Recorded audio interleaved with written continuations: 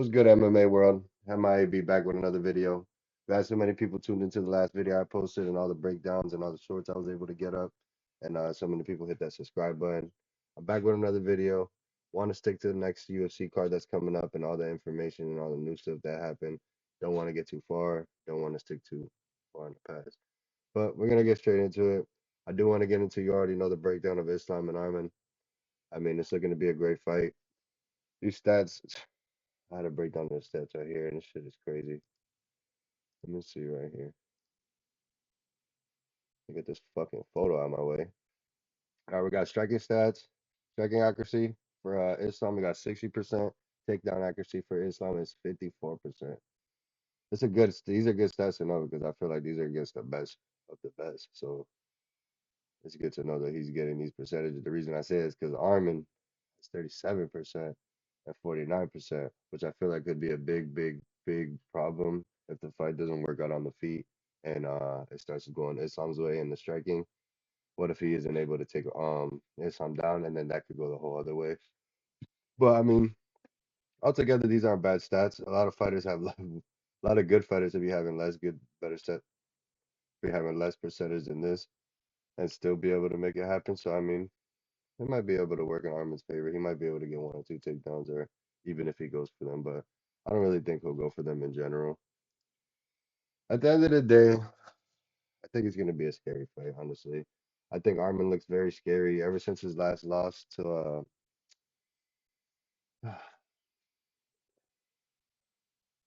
I mean, after his loss, I mean, these stats are virtually the same. Let's be real. These stats are virtually the same. They're almost like the same fighter. What's scary is that Armin has gotten so much better since the loss and since 2019, and it's almost been like, I mean, since 2019, Armin has fought so many people since then, and so has I mean, I feel like Islam hasn't fought that many people since 2019, but he has been on a little roll, and he does fight. He does try to fight at least two times a year, so you got to give him that too. But I was gonna say that Armin's a scary fighter. I mean, that kick he did on Charles Oliveira was insane. I mean, I don't want to, I wouldn't want to get hit by anything like that. I'm gonna be straight up though. It doesn't really matter how good Armin is because Islam is just that much better. It's scary because he's like a Khabib 2.0, which I don't really know if that means much. But again, I could be a hater. I'm gonna get into like a breakdown of that later anyway. But I'm saying like Islam is such a great striker. He's like he can take it to the ground if he needs to take it to the ground. Whatever he needs to do, he's gonna do to make it a fight, and he's also gonna do whatever it takes to make it a win. He's a nasty striker. His timing is perfect, and when I say timing, I'm talking about just straight knowing if he's losing the battle or knowing if something's not working out and being able to just click it in his brain to just switch the actions so he could just still pull off the win. Like when he choked Dustin out, that that was a good fight. It was a great fight. I mean, it never looked like it was going Dustin's way. I mean, it was guillotine after guillotine after guillotine, but it was just it was about the skill level. The skill levels they weren't even really matched at the same level. So Islam literally went in there to prove that, and that's exactly what he did when he got in there with Dustin, and the way he finished it, it proved that, and that's why he was able to win the award that I had announced the other day that he won because what was it, submission of the year or was it comeback? I think it was submission of the year, and then Brian Ortega got submission comeback of the year. Anyways, you know what I mean. I mean that fight. Like I said, Dustin was going in there too willing to fight, and Islam's always going in there to win. So you can never really go in there with too confident in yourself, and you can never really go in there not too confident in yourself because you will fuck around and get choked out. But you get what I'm trying to say. At the end of the day, since the last time Armin and Islam stepped in the ring, it's literally been almost 6 years. I mean, in the ring, in the cage, and the fact that they've both grown so much and changed so much and learned so much, it's gonna just like I feel like it's destined to be a great fight. Not only that, it's Khabib's gonna be in Islam's corner most likely, and Khabib's gonna be in what, like two other corners that night. So they're gonna have a real locked in night that whole night, and they're gonna make sure that nothing gets in the way of the getting the dub. And I'm sure leaving and proving that Russia's on top or Dagestan's on top because that's just how they are. Um, that leads me into Khabib talking about coaching. He was talking about how he didn't even want to, he didn't really like coaching. I wonder if he even likes being there. I wonder if he even likes being at the cages next to his fighters to even see him fight, even though he doesn't even like coaching in general.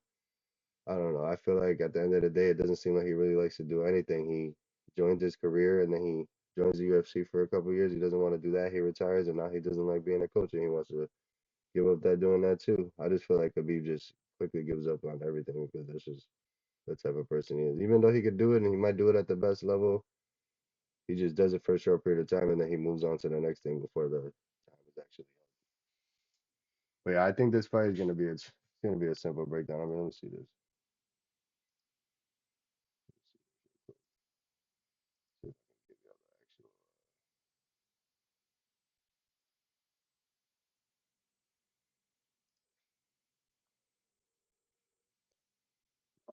They're literally virtually identical.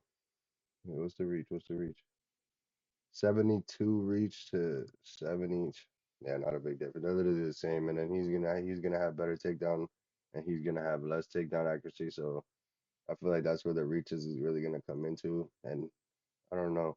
We're gonna find out how well Armin can really strike when he goes up against somebody like Islam because when he was fighting against Charles, he was really doing a lot more wrestling than he was striking. So it's gonna have to be a tail to tell, because we got to see how it is when they actually get in the cage. If they're going to be on the ground most of the time, actually striking, and where his suits are going to be better, probably on the feet. Hopefully, his does take it to the ground and obviously just finishes him quickly because I think that the longer that the fight goes on, Islam always falls out of shape and he always starts looking more beat up as the fight goes on, and depending against who he's in there with, again, he might look worse and worse, and we might not be ready to see that. And he might not be ready to see that against somebody who's willing to eat that, who's willing to go to those levels and willing to go to those deep, deep waters with him. But I don't know. Again, who am I? Just stating my opinion. That's what I think. I think Arman and Islam's going to be a dogfight. I don't think anything's going to stand in between that. I mean, the built-up history. I know that Arman doesn't seem like it, but I know he really wants to go in there and get that win. And I don't think he's going to let anything in there stop him. I know that the fighting with the fans and all that, that's nothing. This man is locked in. He's gonna come in here and try to beat Islam, and if he doesn't, he's still gonna be okay because at the end of the day, he'll be number two. But at the end of the day, I feel like he needs to win. Somebody needs to go out there and win it. If it's gonna be anybody, it's gonna be this man right here. Arba needs to go in there. Rob needs to go in there. We need to get two losses for Dagestan and go out there with a win, um, for anybody but them. I'm going against them that day, as much as I didn't ride with them for so long. Just for that night, I have to go against them because I got two of my favorite fighters fighting, and I need them to win. Y'all let me know again in the comments. That's what's gonna help me get the better view on it, better opinion. I mean, not a better opinion, but a better view on what y'all think. Because at the end of the day, I'm gonna still think what I want anyway. But at least I'll be able to say who is and what is more important when it comes to winning. Right now, I'm going with my favorites when I do these videos and breakdowns, so that's the way I'm gonna keep it for probably always. Anyways, I did want to get into Khabib retiring and say that he did retire super early, and him speaking on Dustin Poirier and telling him that he should retire and Tony Ferguson should retire when he ducked Tony Ferguson for so long, and he ducked a lot of other fights that I'm not even gonna speak on right now. It makes me just wonder who Khabib thinks he is to tell Dustin Poirier to retire when this man literally spent most of his career ducking fights and retired during his prime. I mean, this man is 29 and 0, but he's not a real GOAT. Like, that's crazy, right? And the reason I say that is like, how can you be a GOAT in the UFC when you only have 13 actual fights in the UFC and you only ever defended the belt 3 times? Technically, I mean, if you ask me, I think Alex Pereira technically has a way better resume than Khabib altogether and career wise. With Glory Kickboxing and the UFC, Alex Pereira's resume is 10 times better than Khabib's, and they consider Khabib a GOAT.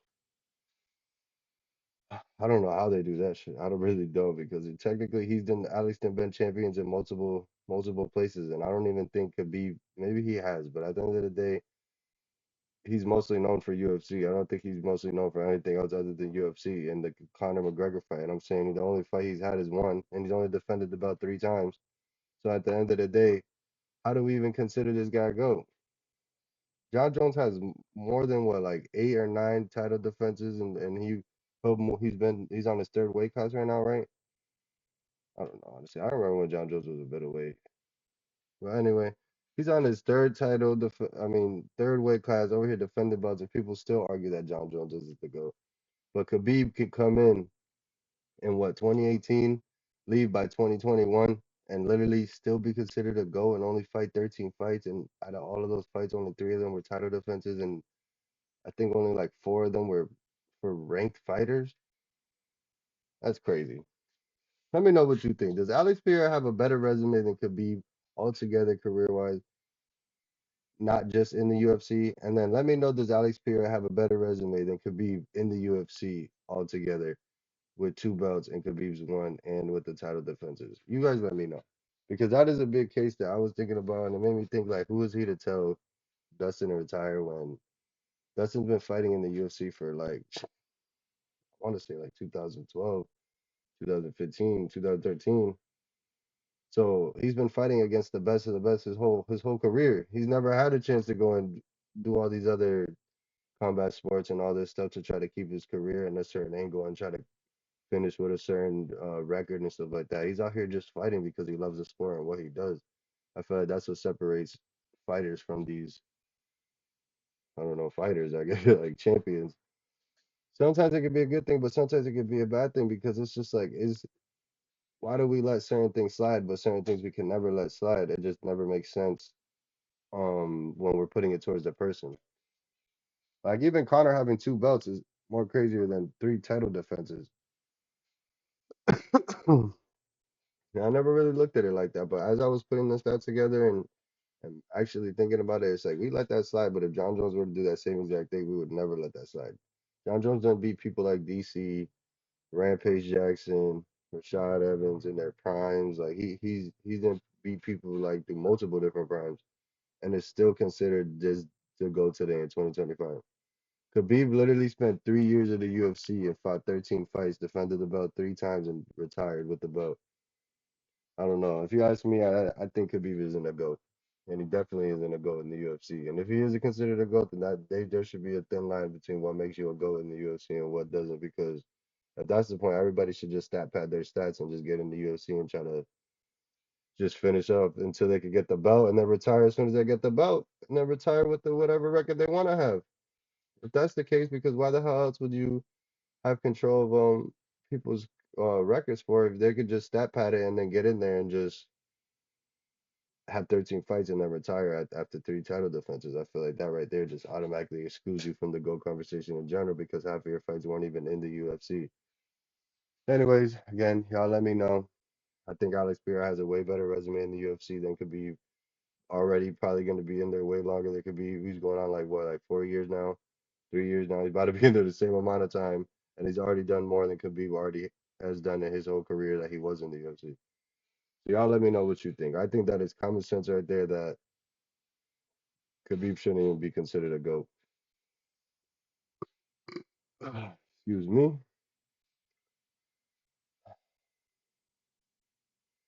I was gonna say, I mean, this is what we think of when we think of like if we're getting technical, the separation between John Jones and Khabib as GOAT is like super different. And then like Dustin's career compared to a Khabib's career are also totally different. Like, who the hell is Khabib to say anything when Khabib spent 3 years fighting against the best of the best of the best, and Dustin then spent most of his life fighting against the best of the best of the best. There's a very big and a fine line that we should stick to here when we're speaking against fighters because I feel like they're actually putting their lives on the line. And for somebody to come in different combat sports with a built stat padded record to say that he's the GOAT is a very big like a big statement. I mean, I know he has fighters under him like Islam, that's a GOAT. He's going against the best of the best and he's wiping up what Khabib already done.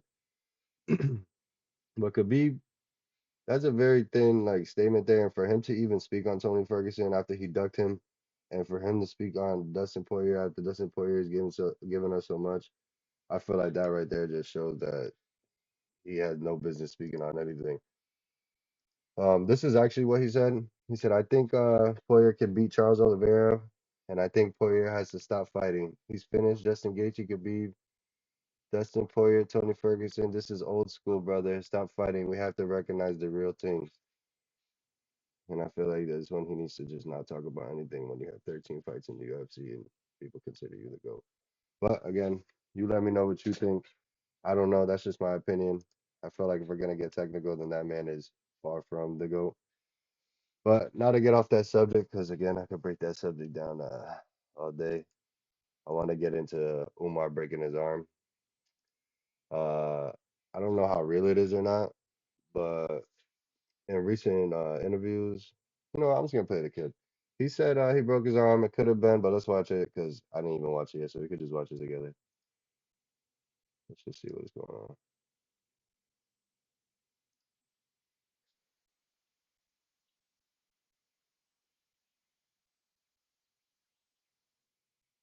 You're not going to 5-0. Tell you that.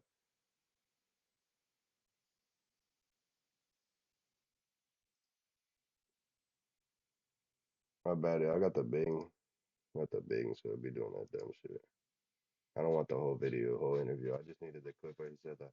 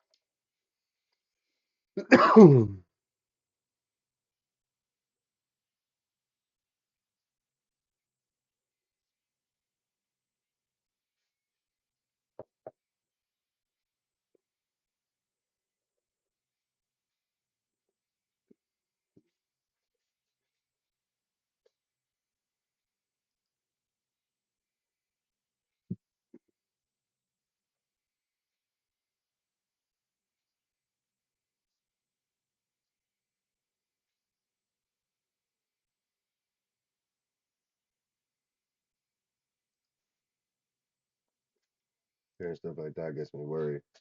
Makes me wonder if his arm's actually broken. I really hope he didn't break it. Maybe it was just something way smaller than what he's saying here because I mean we can't even afford for them to cancel this fight really. Saying Marab was scared and calling him a chicken and all this stuff. At this point, if the fight even gets canceled, we're gonna have to assume that Umar was a chicken because why would you even accept the fight when you knew your arm wasn't ready? At this point, it's just like common sense. Ugh. But the fight will happen, so I doubt any canceling is even in the views. I mean the hype for this fight is building so much. I've seen so many sparring videos for them on online, and I've seen so many tweets coming out from both sides, and I know that they're ready to get it out there, and I know that they want to put it in the cage and see who's really the best, and that's what makes the fight the best too. Because if they really want to go out there and see who's the best and prove it for themselves, and they both got a lot to prove out there, and win or lose, it's gonna be a great fight. I mean, it's just weird because the video was up before I went to bed. They deleted the video before I went to bed, and I was like, what the hell? Like in the middle of me watching it, and then they reposted the video when I woke up in the morning, like 5 minutes after I woke up. So it really makes me think they're either hiding something or they really wanted to double check that his arm was actually fixed before they could actually talk about anything. That's what they made me think when they said that. But is Umar's arm fucked up? Is it broken? We're gonna find out in the fight, and if it ain't healed, it's gonna show in the fight. And Umar's gonna be ready to Umar Marab's gonna be ready to test it. And if Umar I keep saying Umar, and if Marab has to, he's gonna go for that arm, or he's gonna go for 100 takedowns and punch him just in that arm. And it'll be great to see. Let's see. Maybe he was lying, or maybe he was just putting it out there so he actually does think that. But again, who knows? We'll see. Uh, what is that? I got Bisping. Put this right here for us. I want to talk about this before I talk about Bisping. But we could actually talk about the Bisping thing first. Just want to touch base on Bisping. One of my favorite YouTubers, fighters, phenoms press conference, whatever you want to call him. He just backed up Jamal Hill and Pierre's little fight or little scuffle they had in the PI, and I just wanted to say that I agree, and everything that he said is kind of like what I was thinking. Is that they fight for money, so the point of it is just building the attention. So anybody saying Jamal is a bitch is really just not paying attention to the big long run of the game. And Michael Bisping obviously knows the long run of the game because he's been there. He's been that guy. He's been the one to piss people off, and he knows what it takes to get that fight that you want when you want it. So it was just good to see that Bisping had Jamal's back, even though they were kind of like beefing on Twitter. I wonder if that beef is actually even still going anywhere, or if they're just leaving it behind and they're just gonna agree to disagree. I mean, you can't be mad there. That's what a grown man do, and sometimes that's what it takes. Lastly, lastly, I did want to talk about Russia versus Ireland. I wanted to get into the fact that Khabib made that statement, but instead of going like fighter for fighter or stat for stat, I wanted to say that the best combat athletes come from Russia. And though Ireland has a few to nothing compared to Russia in size, I will say that Dagestan barely is even a part of Russia to be speaking so highly. Anyways, let me know what you think in the comments. Many more breakdowns coming, many more videos coming. If you haven't subscribed yet, hit that subscribe button. Appreciate you tuning in. Check y'all out. MIAB Reacts. Hit that share, hit that like.